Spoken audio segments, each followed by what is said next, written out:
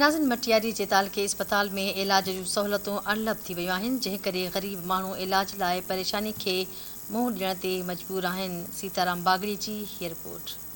मटियारी जी तालुका अस्पताल सेहतियाब घर बणजण बजाय रेफर सेंटर बणियल आहे। मटियारी तालुका अस्पताल में करप्शन बद इंतजामी जी इंतहा थी रही आहे। मरीज़ डॉक्टर तोड़े दवाउनि सां गॾु मुख़्तलिफ़ टेस्टनि लाइ परेशान आहिनि ऐं स्प्रिंग जी गोरी खां वठी सिरिंज ताईं मरीज़ प्राइवेट स्टोरनि खां वठण ते मजबूर आहिनि। जॾहिं त सरकारी अस्पताल में लखे रुपया पेट्रोल जे लाइ बिल पास थिए थो, जेको अस्पताल में इस्तेमाल करण बजाय कामरनि खे ॾिनो वञे थो। अस्पताल में ॾींहं जो राति जा मनाज़र हूंदा आहिनि, जंहिं करे मरीज़ सख़्त ॾुखियाईनि खे मुंहुं ॾियण ते मजबूर आहिनि। मिसकिन माण्हू इलाज ख़ातिर मजबूर थी अस्पताल पहुचनि था। मुनासिब इलाज न थियण सबबि गरीब मरीज़ मायूस थी खांगी अस्पताल ॾांहुं वञण ते मजबूर आहिनि।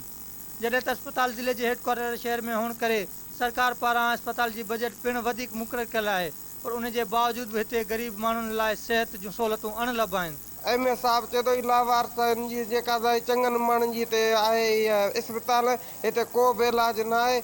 जे तव्हां हुजे त वञी प्राइवेट पंहिंजो इलाज करायो, असां वटि कुझु बि को बि फंड न आहे, असीं तव्हांखे हिते तव्हांजो इलाज करियूं। कंदा बाबा जी दवाऊं आहिनि पर ॿाहिरि जूं ॻाल्हि कयो ॾियनि, हिते जो असांखे कुझु बि कोन था ॾियनि। ऐं जेको आहे हीअ नंढिड़े दवा असांखे 12 ॾींहं ॿाहिरां वठी अचूं, हिते सही दवा कोन थी थिए। चेकअप त हाणे उहो ख़ुदा खे ख़बर आहे, बसि ॾिसो वरी चवनि भाई दवाऊं आहिनि लिखियो ॾियनि।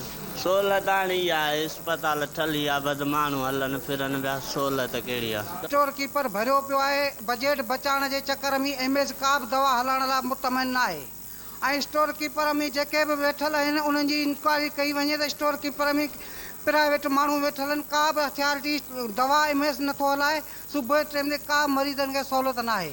दवा मिले त पोइ भलो, हिकिड़ी गोरी बि नथो मिले। माण्हुनि खे पैसनि में ॾींदा, असांखे कुझु बि कोन था ॾियनि। हे वञी हितां हुतां वठियो था अचनि, हिते वञी खपाइनि था। इहे अलाए डॉक्टर पाण खाईंदा अलाए छा था कनि, कुझु बि माण्हुनि खे कोन था ॾियनि ग़रीबनि खे। मटियारी जी ग़रीब ऐं बेवस माण्हुनि सीएम सिंध वज़ीर सिहत खां मुतालबो कयो त ख़ुदा असांजी बेवसीअ ते तरस खाधो वञे, असांजे सुठे इलाज लाइ इक़दामात खयां वञनि ऐं मटियारीअ जे सरकारी अस्पताल में थींदड़ करप्शन जे ख़िलाफ़ जांच करे करप्ट ऑफिसरनि ख़िलाफ़ कानूनी कार्रवाई करे खेनि नौकरी तां बरतरफ़ कयो वञे। कैमरामैन असद शबीर सां गॾु सीताराम बागड़ी।